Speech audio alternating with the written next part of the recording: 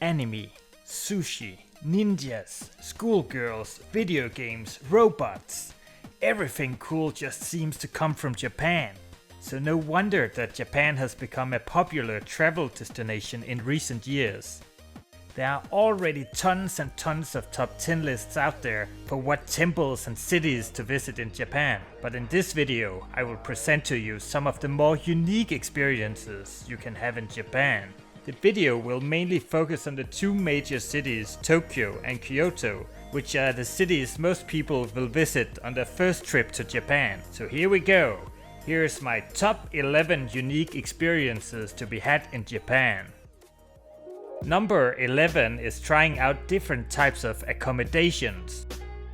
You need to stay at least for one night at a capsule hotel, which I personally prefer to hostels, as you get a small private capsule with a TV, a charger, a small table and a towel. It is cheap, surprisingly comfortable, and often the capsule hotels have onsens in the basement, which are hot spring baths. Some capsule hotels are still only for men, as they are often used by men who work in the city in the weekdays and then go back home to their families in the weekends. The Centurion Capsule Hotel, however, accommodates both males and females and can be recommended. When you go to Kyoto or Nara, you need to try staying at a Ryokan. This is a traditional style Japanese bed and breakfast that look like the houses ninjas always live in ninja movies. They have rice paper walls, mats on the floor, and you are usually required to wear a yukata and Japanese wooden flip-flops when staying there. It is a really cool experience, and the Mommasans that run the places are always very helpful in recommending cool local places to visit.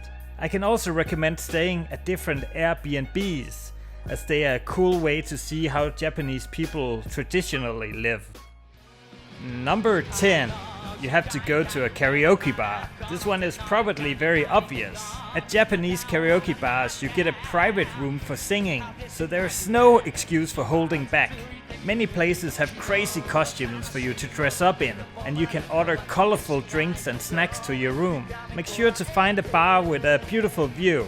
I can recommend the Karaoke Kan right next to the Toho Cinema in the Kabukicho district of Shinjuku. Number 9 is to go shopping for crazy stuff. Two of the best places to do that in Tokyo are Akihabara and Shibuya. Akihabara is known as the electronic city and has everything in anime, manga, computer games and other otaku culture. Shibuya is more of a hip area with music in the streets and the world's most busy intersection, the Shibuya Crossing. It is also here that you can find the crazy discount shop Don Quijote, which has crazy toys, weird foods like green Kit Kats and candy burgers. This is a great place to get your snack on. If you're into weirder stuff, I can also recommend Village Vanguard, where they sell everything from books on underwater upskirting and backpacks that look like toasts to horror movie themed foods. It is one of the best places to pick up a crazy souvenir. Number 8 is going to as many Japanese bathrooms as possible and then try out all the buttons.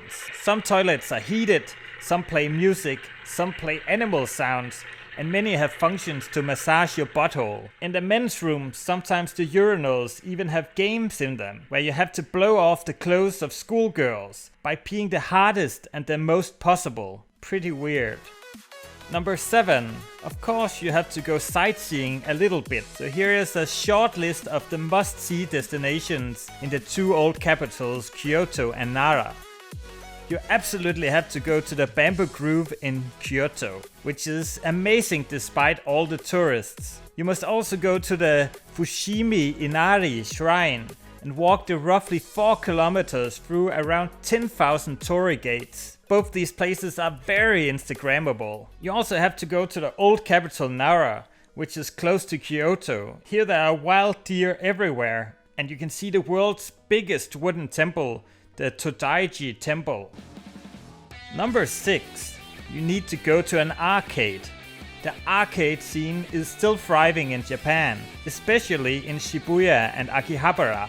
The arcades lure you in with their cranes and rhythm games, and usually have the more hardcore games further inside. Many places also have virtual reality experiences. The most entertaining, however, is to watch how crazy good the Japanese are at rhythm games. I can really recommend that you try out the game Mai Mai. If you are a girl or if you are traveling together with a girl, you also need to try a photo booth, which makes you look super cute. No guys are allowed in these machines without the company of a girl. Number 5. A great way to experience Japanese culture is to go to a festival. We went to the Pikachu outbreak, where more than 1 million people hunted for Pokemon. Both in Tokyo and Kyoto, they have some cool lantern and light festivals in the summertime. Also in Japan, they have the infamous Fertility Festival. A great resource for finding such events while on vacation is the Tokyo Cheapo website. Number 4. Go to a Japanese sex shop. This is quite an interesting experience.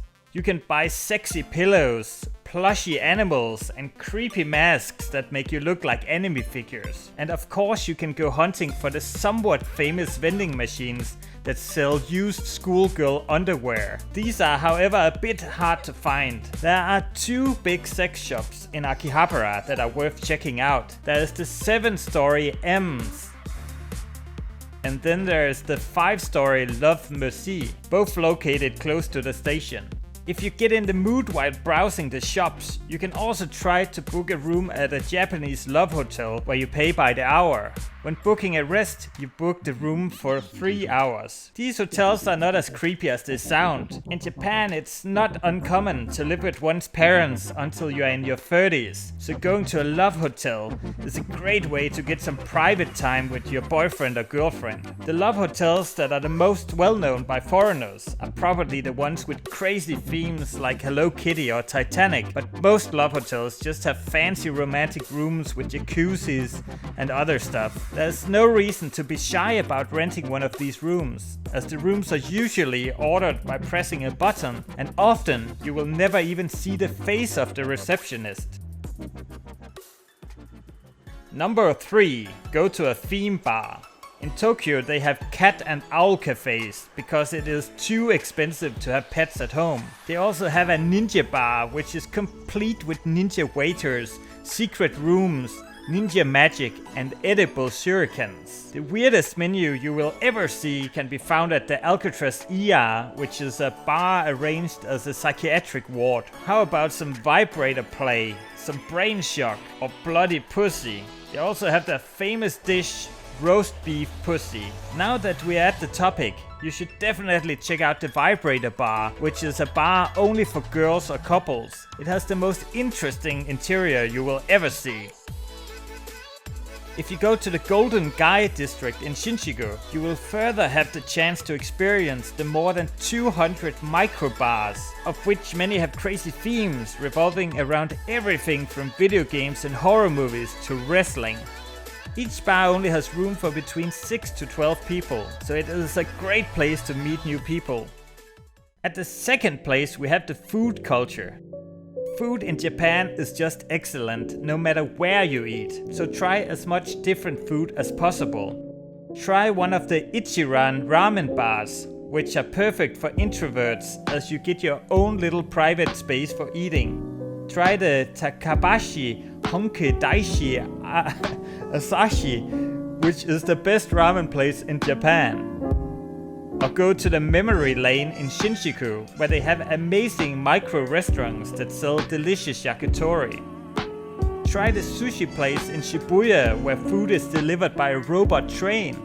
Or go to one of the restaurants where you cook your own food on a table grill.